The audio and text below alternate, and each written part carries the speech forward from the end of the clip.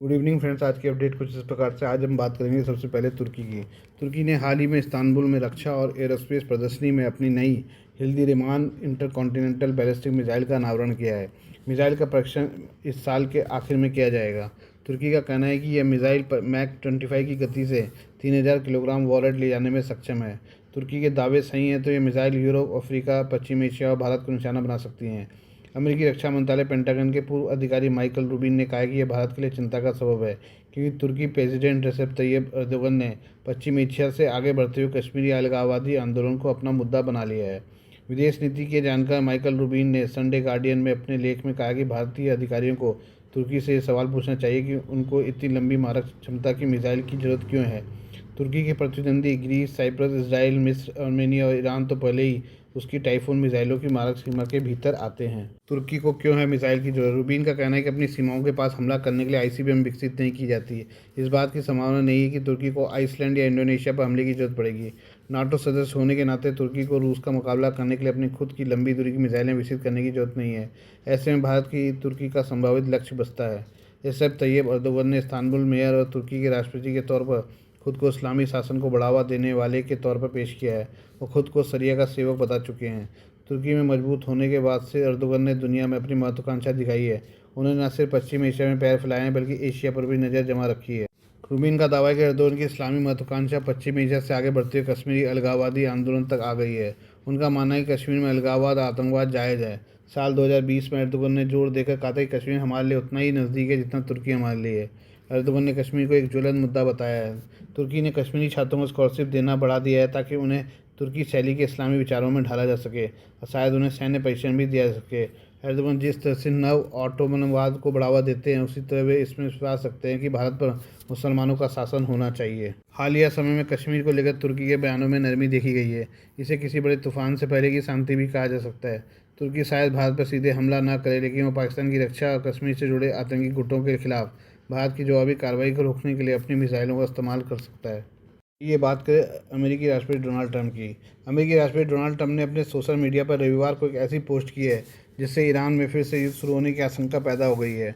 Trump ने social media platform truth social पर अपनी एक तस्वीर पोस्ट की है जिसमें वह एक सैन्य कमांडर के साथ समुद्र में जहाज पर सवार दिख रहे हैं। ट्रंप की इस तस्वीर के साथ लिखा है कि यह तूफान से पहले की शांति थी। उनके इस पोस्ट के कई मतलब निकाले जा रहे हैं। डोनाल्ड ट्रंप इस तस्वीर में कैप पहनकर एक युद्धपोत के डेक पर खड़े हुए दिख रहे हैं। आसपास समुद्र में तूफान आता दिख रहा है। उनके पीछे एक ईरान का झंडा लगा जहाज दिख रहा है। ऐसे में ट्रंप की इस पोस्ट से इस बात की आशंका बढ़ी है कि अमेरिका और इसराइल फिर से ईरान में युद्ध शुरू कर सकते हैं। डोनाल्ड ट्रंप की सोशल मीडिया पर यह पोस्ट ऐसे समय आई है रिपोर्ट्स में कहा जा रहा है कि ईरान पर जल्दी कोई बड़ा फैसला लिया जा सकता है। हालिया दिनों में ट्रंप ने कई दफ़ा ये धमकी दी है कि जल्दी समझौता नहीं हुआ तो ईरान के लिए बुरा समय आ जाएगा।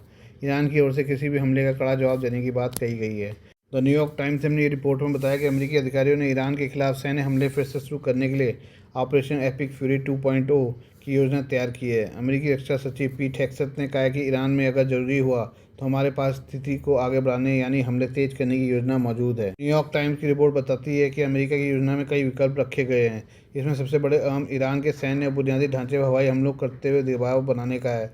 दूसरा विकल्प में ईरान में विशेष अभियान के लिए सेना उतारना शामिल है।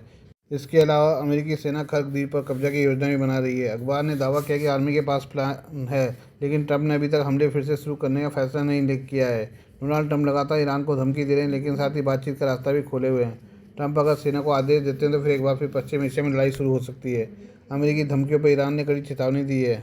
ईरानी संसद के स्पीकर मोहम्मद बागेर गालिबाफ ने कहा है कि हमारी सेना किसी भी हमले का जवाब देने के लिए तैयार है। अमेरिका यह समझ ले कि गलत फैसलों का नतीजा गलत होता है। हम बातचीत के साथ साथ युद्ध के विकल्प के लिए भी पूरी तरह से तैयार हैं। आइए बात करें यूक्रेन हमले की। यूक्रेन ने रूस की राजधानी मॉस्को पर 500 से ज़्यादा ड्रोन के साथ भयानक हमला किया है। रूस की सरकारी न्यूज़ एजेंसी तास ने रविवार को स्थानीय और सैन्य अधिकारियों के हवाले से बताया कि यूक्रेन ने रात भर में 500 से ज़्यादा ड्रोन से रूस पर हमला किया, जिसमें मॉस्को के पास कम से कम 3 लोगों की मौत हो गई। तास के मुताबिक शहर के मेयर से मिली जानकारी के आधार पर मॉस्को पर यह हमला एक साल से ज़्यादा समय में सबसे बड़ा हमला है। यूक्रेन का यह हमला बदले की कार्रवाई बताया जा रहा है। पिछले हफ्ते रूस ने यूक्रेन की राजधानी कीव को निशाना बनाकर हमला किया था, जिसमें यूक्रेनी अधिकारियों ने 25 लोगों की मौत की बात कही थी।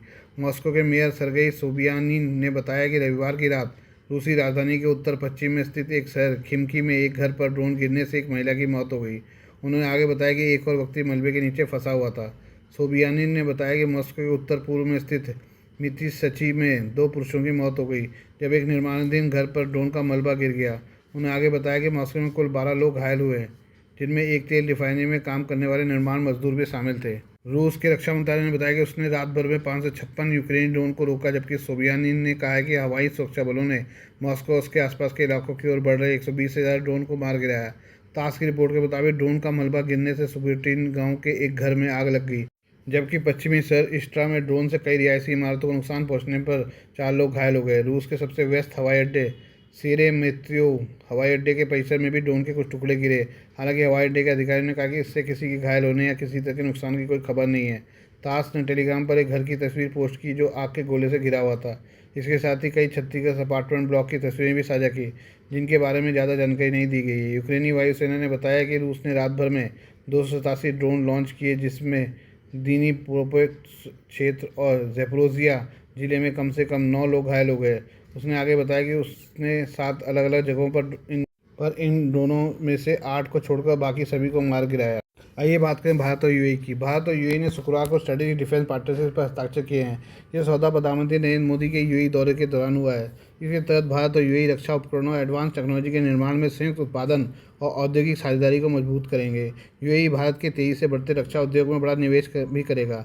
इससे भारत और यूएई दोनों की सैन्य ताकत में जबरदस्त इजाफा होने की उम्मीद है। इस समझौते को यूएई के सबसे बड़े दुश्मन सऊदी अरब और भारत के सबसे बड़े दुश्मन पाकिस्तान के लिए बड़ा झटका माना जा रहा है। भारत यूएई डिफेंस पार्टनरशिप को जाने। भारत यूएई डिफेंस पार्टनरशिप को रक्षा औद्योगिक सहयोग के लिए रणनीतिक ढांचा strategic framework for defence industrial collaboration नाम दिया गया है, जो सिर्फ उद्योग और टेक्नोलॉजी तक ही सीमित नहीं है। इसमें दोनों पक्षों के बीच प्रशिक्षण, अभ्यास, शिक्षा और सिद्धांत विशेष अभियान और इंटरऑपरेबिलिटी, समुद्री सुरक्षा, साइबर रक्षा, सुरक्षित संचार और सूचना आदान प्रदान पर सहयोग शामिल है। शुक्रवार को अबू धाबी में प्रधानमंत्री नरेंद्र मोदी और यूएई के राष्ट्रपति शेख मोहम्मद बिन जायद अल नाह्यान के बीच हुए द्विपक्षीय बैठक के बाद दोनों पक्षों ने रणनीतिक रक्षा साझेदारी के लिए ढांचा की घोषणा की। विदेश मंत्रालय के प्रवक्ता रणदीप जायसवाल ने एक्स पर इस समझौते के बारे में पोस्ट किया और बताया कि रक्षा औद्योगिक सहयोग को मजबूत करता है, इनोवेशन तथा टेक्नोलॉजी के आदान प्रदान को बढ़ावा देता है। वित्त वर्ष 2025-26 में भारत का रक्षा निर्यात 38,424 करोड़ रुपये लगभग 4 अरब डॉलर रहा और इसका रक्षा उत्पादन 1.4 लाख करोड़ रुपये लगभग 16 अरब डॉलर तक पहुंच गया। इस साल जनवरी में जब यूएई के राष्ट्रपति शेख मोहम्मद बिन जायद अल नाह्यान नई दिल्ली की राजकीय यात्रा पर थे, तब दोनों देशों ने एक रणनीतिक रक्षा साझेदारी के लिए ढांचागत समझौते को अंतिम रूप देने की दिशा में काम करने के लिए एक आशय पत्र हस्ताक्षर किए थे। शुक्रवार को अबू धाबी में इस ढांचे पर सहमति बनी। यह ढांचा रक्षा औद्योगिक सहयोग, रक्षा इनोवेशन, रक्षा क्षेत्र में एडवांस टेक्नोलॉजी में साझेदारी, साथ ही प्रशिक्षण और शिक्षा के क्षेत्र में संबंधों के विस्तार पर केंद्रित है। संभवतः इससे दोनों देशों के विशेष बलों के बीच प्रशिक्षण भी शामिल है। सूत्रों ने बताया कि दोनों पक्ष संयुक्त निर्माण की पहल पर काम कर रहे हैं, जिसमें छोटे हथियारों के लिए भारत की आईकॉम और यूएई की काराकल के बीच संयोग जैसे उत्पादन मॉडल शामिल है। दोनों पक्ष मानव रहित हवाई वाहन, यूएवीज, मिसाइल, नौसैनिक प्लेटफॉर्म, आर्टिफिशियल इंटेलिजेंस और सटीक गोला बारूद जैसे उच्च तकनीकी रक्षा क्षेत्र में संयुक्त उत्पादन का लक्ष्य बना रहे हैं। Please do like, share and subscribe this channel of my news, views and analysis by Prakash.